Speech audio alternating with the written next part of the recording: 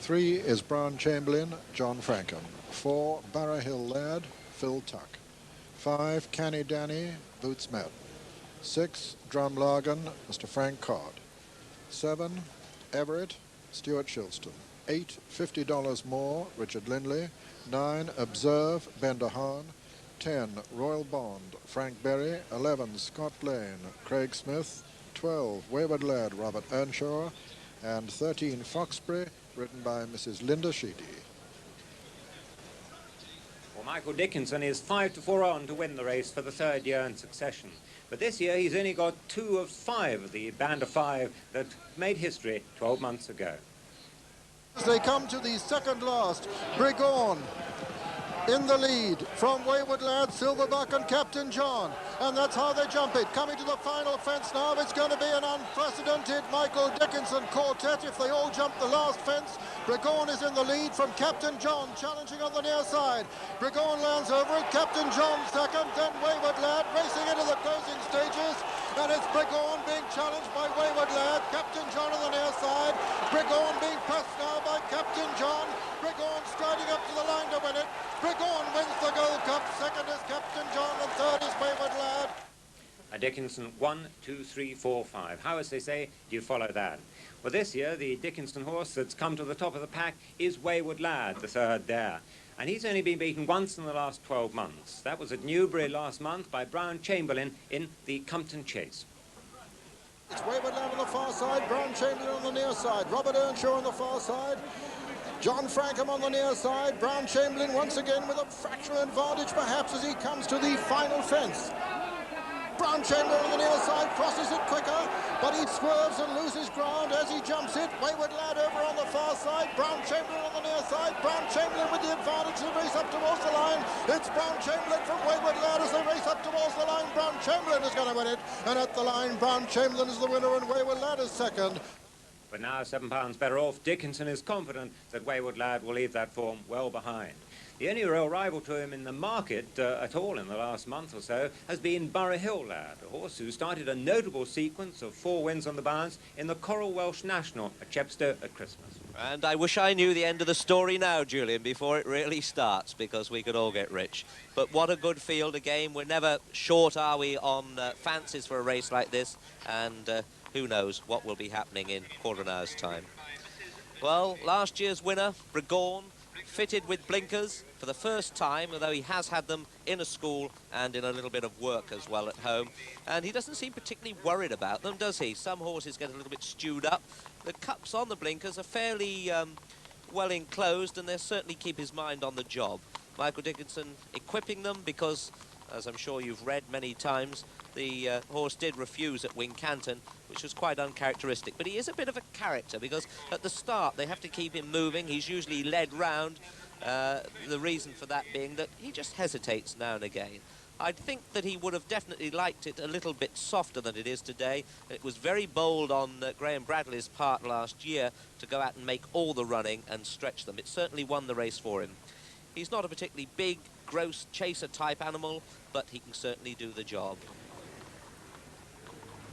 His stable companion, Wayward Lad. Now, he is owned by a syndicate of people, one of whom is the comedian Lenny Bennett. I saw him entering here today, and he's full of enthusiasm. He was excited even just coming in through the car park, but then he's an excitable chap, isn't he? He's really pleased to have a share in this horse. He claims to have 4 hairs in the horse's tail, but I think it's a larger slice than that. The thing about this horse is that he's been coming right at the right time. After his layoff, the whole of the Dickinson stable were below par for this one's last race, and this one ran by far the best of the stable's runners on that particular day. Although he was beaten by Brown Chamberlain was in receipt of £7. He's generally expected to turn the tables here. It is said that he's not a Cheltenham horse, perhaps, because he's never won at Cheltenham, but he's run some good races here, notably in the Kennedy Construction Chase a couple of years ago when giving a stone and a half away to Observe. There's Michael Dickinson just attending to the girths. You can see hatless. Michael doesn't wear a hat. He liked to walk the course yesterday, twice, again today, and I think he mainly does it to get out of the way of pestering pressmen. But Wayward Lad, I think, coming to the boil at the right time. Another lad, Burrough lad, traditional huntsman, lead the runners out. A packed crowd here. And interesting, last year when Peter Scudamore was sitting with me in this position, he said that David Nicholson takes the precautions of keeping lads around his horses so that nobody can do anything to them at the 11th hour. And Burgourn, who leads them out with young Graham Bradley on, is now a 9-to-1 shot. You can see he's looking a lot more excited now. The blinkers sort of just tightening up a bit. And Her Majesty Queen Elizabeth, the Queen Mother, exiting to get a good view for this race. The Royal Box here, well situated towards the end of the members' enclosure, and she'll have as good a view as anybody. Great supporter. There, the newsstand. And we just hear that Andy Jones, the lad looking after Burrough lad, cops 200 quid from the sponsors, the horse being adjudged to be the best turned out. So he's on a winner before they start. And another royal visitor is Princess Anne. She's down at the start, and you can see having things explained to her. She's very interested in all that goes on, and of course a very knowledgeable horsewoman. I dare say amongst those few people down there, in fact the man on the left looks distinctly like one of her minders. Following him, Brown Chamberlain, strapping horse, handsome, as indeed is his jockey. He's a 5-to-1 shot. Burrough lad, best turned out horse, and Andy Jones there on the right of frame. Stephen Fox, travelling head lad. Paul Price this side, a whole army of people around this Jenny Pitman trained horse.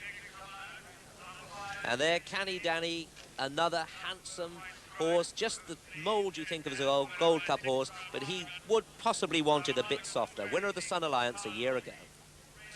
Drumlargan from Ireland, Frank Codd, well, he's as cool as a cucumber, and he also would like it softer, but he rode a fine race to win at Punchestown. 16-to-1 from 25, so a lot of late money for him. Everett, well, Everett running for Killian Hennessy, 4 Fulk Warwin, and this horse slightly hesitant at his fences on occasions, but he's come good at the right time. $50 more, big rangy horse, one of Fred Winter's 3. Richard Linley in the plate. Richard so sad to miss his ride on Gay Brief in the Champion. Will this one make it up for him? Observe, nicely made but not big. Doer Stayer, he'll be doing his best work at the finish. Number 10, Royal Bond. Well, this one from Ireland, probably a light of yesteryear, really looks exceptionally well, but seems to have a little bit to do to beat Drumlargan. There we have Scott Lane just behind him, who loves Cheltenham. He's won the Ritz Trophy twice, or the Ritz Club race twice, but maybe a little out of his depths here. Now, Burgourn is showing his characteristics. He stopped, refusing to go anywhere. Graham Bradley just dismounted to get him going again. And this is the sort of character the horse is. And what a headache he must be for his trainer when you know you've got a horse of such ability, but by golly, the things you have to do to keep him happy. Interested to stay on him for a bit, looking very mulish indeed, isn't he? His lads will, in fact, go down to the start with him. This is absolutely amazing. He's a 10-to-1 shot from 9. If he does this sort of thing, he'll be drifting all the way. Doesn't augur well for his chances, but there's his stable companion, the hot favourite, Wayward Lad, ridden by Robert Earnshaw. Robert, who is a very cool customer in these circumstances, has rides in all the big races, and doesn't that horse look well now he's stripped. Then Linda Sheedy, the riding Foxbury, the first woman ever to ride in the Cheltenham Gold Cup.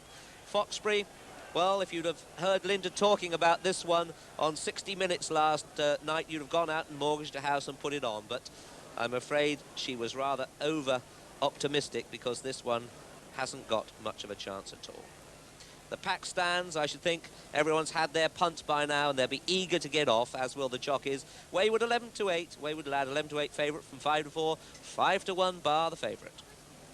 And there, the members' lawn, you wouldn't get a sparrow in there, would you? Plenty of people here. Julian's estimate was 40,000, and I think that will be about right. Wayward Lad floating through the picture. Syndicate of horses own this one. Very handsome chaser indeed. And Robert Earnshaw just relaxed, hands down on his withers, trying to save all this horse's energy for when it matters.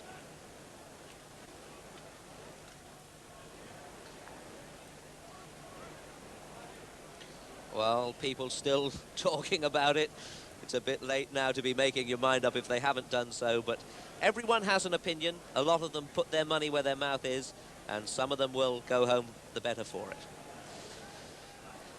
So, as the runners inspect the first, let's see how they bet. The price is jogging about a little. Wayward Lad is 11-8. The favourite still. Burrough Hill Lad has gone back to 4-1. Brown Chamberlain is still on 5-1 though. Burgoyne 10-1. Drumlargan and Observe 16-1. $50 more and Royal Bond and Everett 33-1. On 50-1 is Canny Danny. Scott Lane 66-1 and Foxbury 400-1. So in fact, going from 200 to 400, not too many people watching 60 Minutes last night took any notice of the enthusiasm of Linda Sheedy. She is, in fact, 31-year-old mother. She's got twins, 9-year-old twins, and she rides exceptionally well, but I'm afraid they're just hoping for miracles.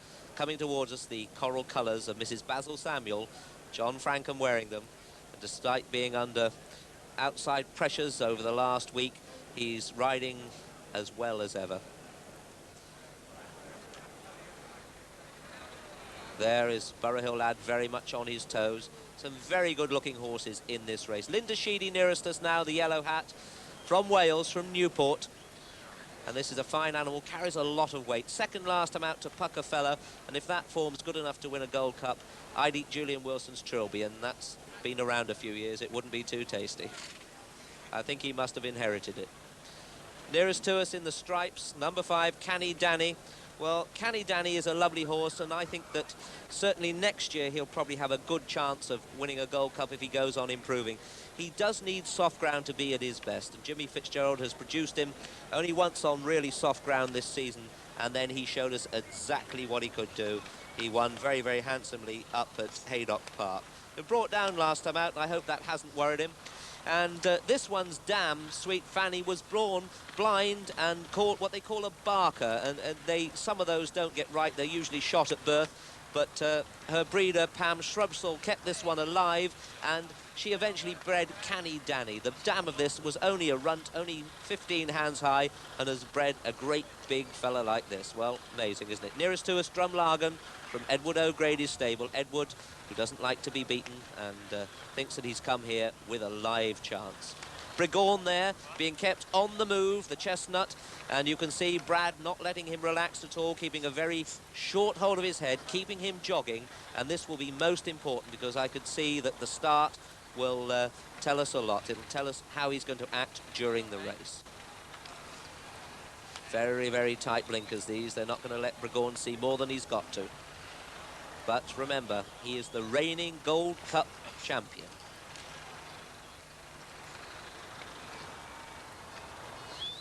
Wayward Lads, the favourite, relaxed. Robert Earnshaw, number 12, in the claret jacket and the light blue sleeves. Robert certainly at home in these big races, and it does count for a lot if a jockey does get nerves, but most of these are seasoned performers, only Linda Sheedy having her first ride in the race. Wayward Lad, 11-8 favourite still. Burrough Hill Lad, 4-1, he's come in half a point. Brown Chamberlain, 5s, 10-1 bar. Well, John Frankham said last night that he could imagine Burgoyne, Wayward Lad and Brown Chamberlain coming to the last together, and then it's anybody's guess. More so, you may notice than usual, the jockeys keeping the horses on the move at the start here. Might be a little inclination of the nerves just before a big race like this, and it is big. It's not just the prize here that's at stake. £47,375 going to the winner is a lot of prestige. Wayward Lad 6-4 now from 11-8, going out all the time, but I wouldn't read anything into that. 7-2 bar, so 7-2, that means the second favourite Burrough Hill Lad attracting late money. This is the important factor. Will Burgoyne do his stuff at the start? If so, will Brad go on? And if so, will the horse jump out in front? I would think he'll keep a bit of company. Looks like they're coming in. Over to you, Peter. Yes, they're under starters' orders.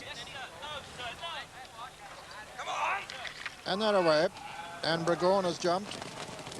Burrough has jumped off with the others. Observe over on the far side.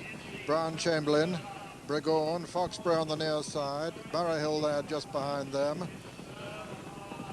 And Brown Chamberlain landed in the lead there. From Burrough, Foxbury, $50 more on the far side with Observe, and then Burrough Lad and Scott Lane and Everett as they jump the second, and all safely over it with Royal Bond just the back marker. And Brown Chamberlain and $50 more, two stable companions making it from Scott Lane and Observe, and then Burrough, and on the outside of Burrough is Foxbury. Then comes Burrough Lad, and on the outside of Burrough Lad is Everett. Behind Everett is Wayward Lad, then Canny Danny, Drumlaggan and Royal Bond. $50 more on the inside of Brown Chamberlain. Very close to the lead is the third team member, Observe. Then Scott Lane, Foxbury on the outer. Burrough, Burrough Lad, Canny Danny, Drumlaggan, Everett, Wayward Lad and Royal Bond as they run down to the water for the first time. $50 more on the inside as we see them. Brown Chamberlain and Foxbury, a little between the trio, and Burrough very close to them, and then Observe. Then Burrough Lad and Scott Lane and Everett as they come to the first of the four ditches. Foxbury on the outside. And Brown Chamberlain in the centre, and $50 more on the near side. Plain fence this time. Brown Chamberlain, $50 more, and Foxbury. Very little between the trio. Burrough is right up with them too as they race towards another ditch. Brown Chamberlain, $50 more, and Burrough. Then Burrough Lad and Foxbury. Then Observe and Scott Lane and Canny Danny and Everett and Wayward Lad, and behind Wayward Lad is Drumlaggan, and then comes Royal Bond. Mistake by Wayward Lad at that one. He's third from last. They're racing to the top of the hill. Brown Chamberlain's in the lead. From Burrough in second. Then comes $50 more and Observe and Foxbury and Burrough Lad, and then Scott Lane and Canny Danny and Everett and Wayward Lad, and then Drumlaggan and Royal Bond as they run down towards the next. The ninth of the 22 fences in all. Brown Chamberlain in the lead from Burrough and $50 more. Then Observe on the inside of Burrough Lad. Then comes Foxbury. Then Scott Lane and Canny Danny. Then Wayward Lad towards the outside. Then Everett. Then Drumlaggan and Royal Bond as they come down to the 10th. Brown Chamberlain, Burrough, from $50 more, and Burrough Lad and Wayward Lad and Observe, then Scott Lane and Foxbury, then Canny Danny and Everett, Drumlaggan and Royal Bond. This will be the second last fence on the next circuit. It's number 11 of the 22 this time, and Brown Chamberlain's in the lead from Burrough. $50 more is next. Then Burrough Lad and Wayward Lad and Observe, and Scott Lane are behind them, Canny Danny, and then Everett. Then Royal Bond improving a little. Drumlaggan and Foxbury's now the back marker. Brown Chamberlain lands in the lead from Burrough, little between the two. $50 more is next. Then Wayward Lad, Burrough Lad, Observe, Canny Danny, Scott Lane, Royal Bond, Everett and Drumlaggan. Quite a long run to the next fence. A plain one before the water, and still John Frankham on Brown Chamberlain making the running in the 1984 Gold Cup from Burrough on the inside. $50 more, and Wayward Lad and Burrough Lad and Observe come next, and then Scott Lane. And as they come to the 13th, Royal Bond improving a little on the outside. Brown Chamberlain lands in the lead there. $50 more, a bad mistake. Gets away with it. Burrough has lost a lot of ground there and looks as though he's pulling up with Graham Bradley. Is under pressure, losing a lot of ground. Brown Chamberlain landed in the lead there from Burrough Lad making ground on the inner, and Burrough has now gone back into the picture. Wayward Lad is improving on the outside. Scott Lane's only just in behind him, and then comes Royal Bond as they jump the third ditch, and Brown Chamberlain landed in the lead there from Burrough Lad and Burrough, and Wayward Lad on the outside. Burrough once again losing ground and under pressure, but losing a lot of ground as they jump that one. Beginning to swing left-handed now and face towards the final ditch. Everett is tailed off last. This is sixth from home. Brown Chamberlain's in the lead from Burrough Lad and Wayward Lad. Just in behind them comes Scott Lane, Drumlaggan, who's improving the final ditch. Brown Chamberlain lands in the lead from Burrough Lad, Wayward Lad, Scott Lane, Drumlaggan, racing towards the top of the hill now. 5 from home. Brown Chamberlain in the lead from Burrough Hill Lad. Wayward Lad, Scott Lane and Drumlargan. Drumlargan still improving. Canny Danny comes next. Racing downhill now towards the 4th from home. Brown Chamberlain in the lead from Burrough Hill Lad second. Scott Lane has gone third. Drumlargan is still improving with every stride. Wayward Lad comes next, and then comes Canny Danny improving from the rear. Brown Chamberlain down in the lead there from Burrough Hill Lad. Then came Scott Lane. Mistake by Wayward Lad at that one. They're coming down now towards the 3rd last, and it's Brown Chamberlain from Burrough Hill Lad. Drumlargan is still coming there. Then comes Scott Lane and Canny Danny over the 3rd last. Brown Chamberlain, Burrough Hill Lad, Drumlargan a mistake. Then comes Scott Lane and Canny Danny racing towards the 2nd last fence now, and the elbow with Brown Chamberlain in the lead from Burrough Hill Lad, Drumlargan, Scott Lane and Canny Danny. Just 2 fences left to jump in the Gold Cup. Brown Chamberlain in the lead from Burrough Hill Lad coming to challenge. It's John Frankham from Phil Tuck. There's little between the two at the 2nd last. Drumlargan is 3rd, Scott Lane 4, Brown Chamberlain and Burrough Hill Lad together. Brown Chamberlain jumps out to the right a little bit. It's Brown Chamberlain on the near side, Burrough Hill Lad on the far side. There's nothing between them. John Frankham and Phil Tuck at the final fence. Burrough Hill Lad lands in the lead on the far side. It's Burrough Hill Lad on the far side, Brown Chamberlain on the near side. Drumlargan is 3rd. They're racing into the closing stages. Burrough Hill Lad on the far side. Brown Chamberlain getting a great sprint out of the rails on the near side, but Burrough Hill Lad's going to hold him and win the Gold Cup. Burrough Hill Lad's the winner. Brown Chamberlain is 2nd. Drumlargan is 3rd. That's the 1, 2, 3. Scott Lane is just 4th ahead of Brigorn, $50 more, and Canny Danny, and then came Royal Bond and Observed, and so the result of the 1984 Tote Cheltenham Gold Cup. First, number 4, Burrough Hill Lad, owned by Mr. Stan Riley, trained by Mrs. Jenny Pitman, the first lady to train the winner of this historic steeplechase classic, ridden by Phil Tuck. 2nd was number 3, Brown Chamberlain, owned by Mrs. Basil Samuel, trained by Fred Winter, ridden by John Frankham. And 3rd was number 6, Drumlargan, owned by Mr. Michael Cuddy, trained by Eddie O'Grady and ridden by Mr. Frank Cod. And 4th was number 11, Scott Lane. And here is the hero of the 1984 Gold Cup, Burrough Hill Lad, owned by 59-year-old Stan Riley, who bred him and named him after the village where he was born, and getting a tremendous reception. And here's how he won it as we review it with Richard Pitman.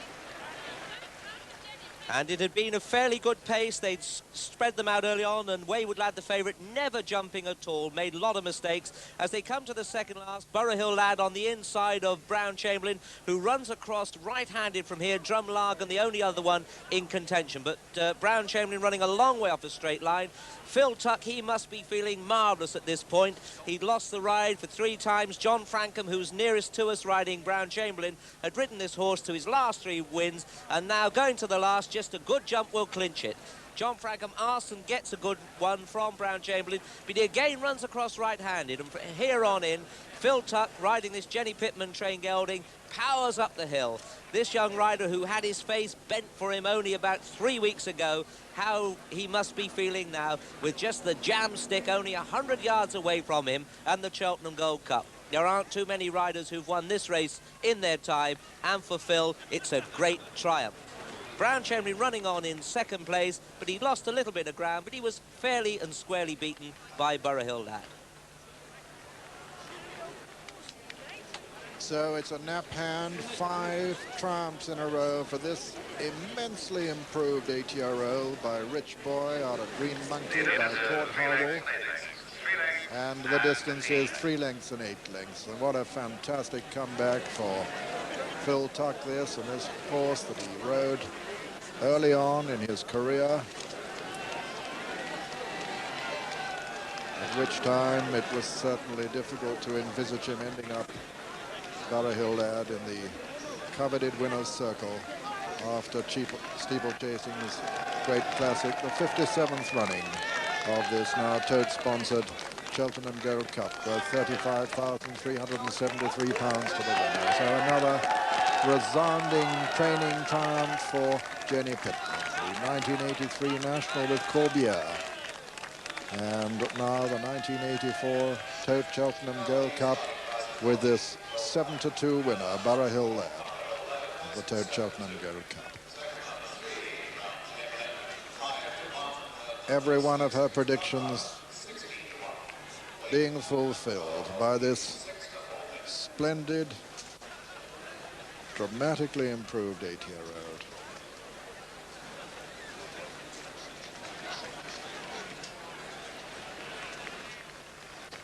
Gallant effort by Brown Chamberlain, who so often dives away to the right, and did it yet again. Did it in his very first race. That's Drumlogan on the right, and what a good race he ran. Very good race indeed.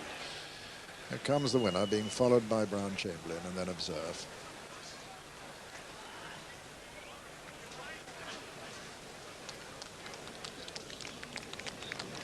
What a season he's had. He's won the Coral Welsh National at Chepstow, the Anthony Mildmay and Peter Cuslett Memorial Handicap, and Gainsborough Handicap at Sandown, and the Jim Ford Challenge Cup at Wincanton, and now the big one.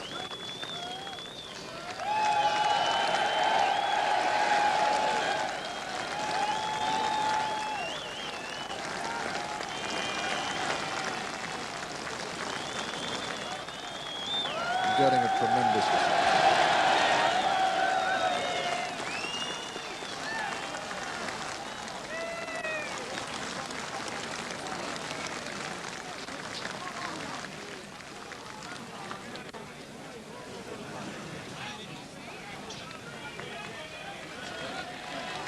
And crowds still thronging towards the standings to get a view of Burrough lad.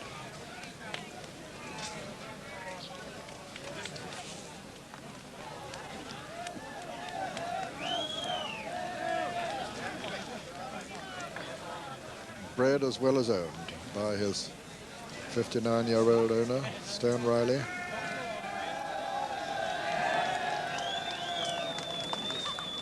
Phil Tuck there after outstandingly the greatest success in his career, and Jenny Pitman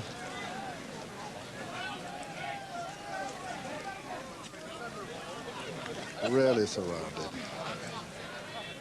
What a moment for her.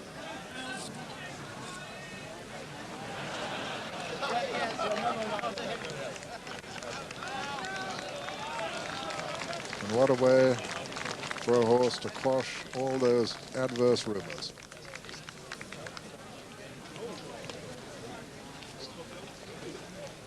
The full starting prices were as follows.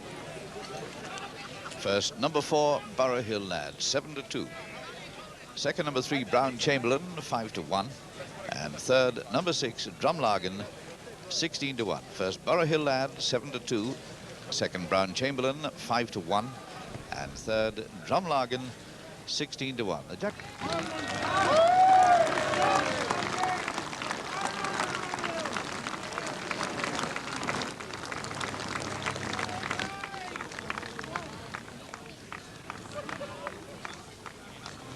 And to the winning trainer, Mrs. Jenny Pitman.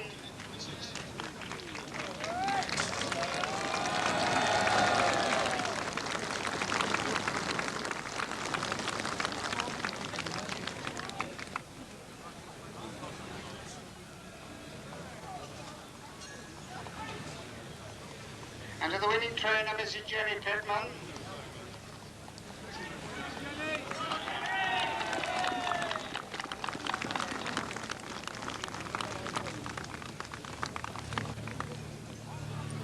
Finally, to the winning jockey, Phil Tuck.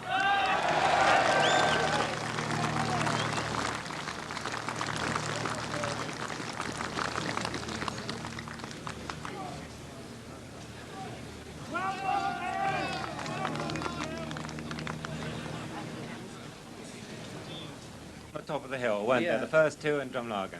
Yeah, it was really a very fast run race. John forced the pace all the way in Brown Chamberlain. Brown Chamberlain obviously thought that was a weak link in the favourite Wayward Lad, which proved to be. But of course he's played into the hands of the winner, really, because of course there's one thing the winner does do, it stay. Yeah, the winner stays, and I think he probably had overruled him as a That was series Wayward winner. Lad just making a mistake that finally put him out of contention, but very disappointing him, wasn't it? He finally pulled up. Coming down to the third last, John's going easy, but the horse behind the winner is cantering. Drumlagan has really come well on the scene as well, and probably with a bit softer ground he would have been a little bit closer. Well, here's John Frankham, who's dictated it, and must still have had terrific high hopes here of winning the Gold Cup.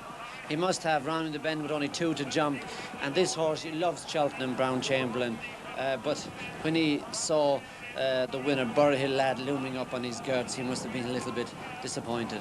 And this isn't the first time that he's gone out to the right. You remember he did it at the December meeting last year. He did it in December, and he did it again at Newbury when he beat Wayward Lad. He runs a bit to the right under pressure. But Phil Turk has really ridden the winner really well. A horse that gets under his fences a little bit and lands a little bit on his forehead throughout the race. But the last, he jumped it really well. And then he rolls hands, and he's given one behind. And he really runs well for the line. John, unfortunately, the Brown time was ducked away here to the right, and Drumlagan running on well to be third. Well, a great triumph for Jenny Pitman. Burrough Lad wins the race, and I mean, how would you rate him as a Gold Cup winner? Well, you have to rate him because it was a very, very strong run race. They jumped off and they went all the way. I'd say the time for the race was very good on really good ground, and I can see him coming back again with as a bit of favourite's chance next year. And we must say all credit to Jenny Pitman, who's been marvellous with the press throughout. Yeah, she's been 100%. She said the horse was always right, and she was correct. And although he was a bit of a drift from the market for a while, on the day he still came in. He was back from 5 to 1 down to 7 to 2. So a lot of the punters stuck by Jenny. And the horse looked a picture in the ring. And he got the award for the best turned out horse, and alone was that he was the best horse in the race. So it's well done, Jenny Pitman. And now we can join her with Jonathan Polk. Jenny, you've been telling us for months you're going to win the Gold Cup with the Burrough Lad. How does it feel? John, it's really wonderful. The race was important to me because it's a big race, and if you win this race, your horse is a champion. And I think even more so this year because it was an intriguing race. Nobody knew what was going to happen. There have been rumours about Burrough Lad, and those rumours were totally unfounded, as you can see today.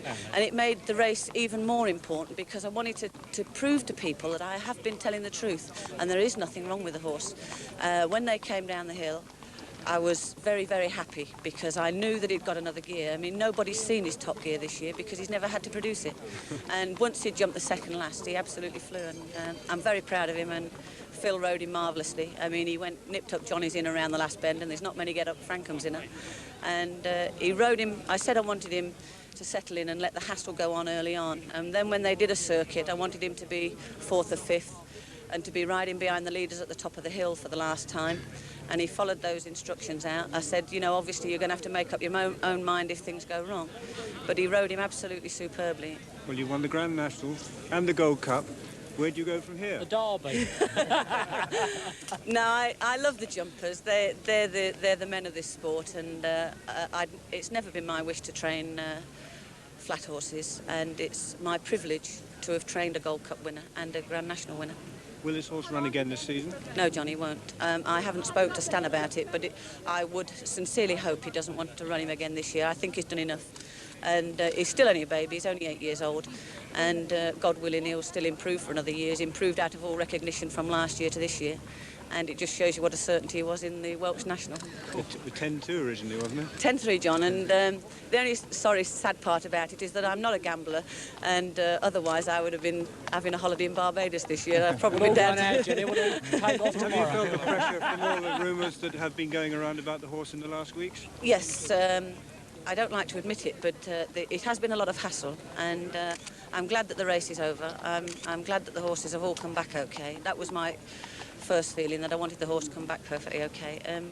It's uncanny that a small stable like mine should have two such wonderful horses as Corbiere and Burrough Lad, and they're both very different. I mean, one's an out-and-out stayer, tough cookie, Grand National horse, and the other is a real athlete with a little bit more class, and it makes him a Gold Cup horse. And I knew the difference in the horses, and I knew that is why Burrough Lad was a good bet for the Gold Cup today. Can you come and do a tremendous double and win the Grand National again in a fortnight's time? John, the horse has got a lot of weight, and I did say to the owners, if he finishes 5th or 6th in the Grand National, he'll run a blinder. There's only one horse won the National with 12 stone since the war, and that was Red Rum. And I think the handicapper has made things very difficult for my horse this year. But having said that, he is a horse with a lot of guts, and he's a good jumper, and he's an out-and-out stayer. And whatever happens, he will be there doing his best. He's in tremendous nick, and I'm very, very pleased with the way things are going at the moment. Jenny, fantastic performance. Thank you. Thank you, Tom. Well done, Jenny. Thank you. Very kind. The partnership, Phil Tuck, many, many congratulations. How did the race go? Pretty much as we hoped it would do, really. You know, as Mrs. Pitman said, sit 4th or 5th, and I was always going well. And just sat 4th or 5th, and everything went according to plan. They seemed to go a terrific gallop. Yeah, we went a real gallop, which it suited my horse because I know he stays. You know, he stays really well, and I knew the hill would suit him as well. Did he jump well? Yes, he got close to 1 or 2, but nothing major, nothing that I thought was going to end up on the floor through anyway. Well, at the top of the hill, you had one in front of you, one behind. When did you start thinking you might win? After I jumped the 3rd last, I was going well, and John was just jumping out the way to the right, and I knew that I was always going to be able to get up his inside. And then I've just sort of took it up after the 2nd last, and I thought I was going to win there. Well, you must have felt good then, didn't you? Because John's gone away, and you just need a good jump at the last, and you're there. That's right. And how's he met it? Grand, he's gone in and jumped it real well. And that was it from there on in. And how did you feel after that? Were you conscious of the crowd? A little bit, but I was trying not to think about them too much. And the great thing is the old horse, he's put his head down and battles. Right. And you see so many horses seeing the crowd. Old Brown Chamberlain, for instance, he's looking back at it, and your horse just gallops up the hill. That's right, he kept in a perfectly straight line, and he's done all he could ask of him. He's done his job really well. Well, that must be the ultimate feeling in National Hunt racing. But 3 weeks ago, you must have been in a bit of despair, weren't you? I was, after breaking my nose and then missing the ride 2 days later on him at Wincanton. I came out of hospital at virtually the same time he was going past the post at Wincanton. You know, it was a shame to miss that, but it's all behind me now, and this is it. You know, it's all worked out great. Well, it must be the greatest day in your life. But how will you spend this evening? I don't know, really.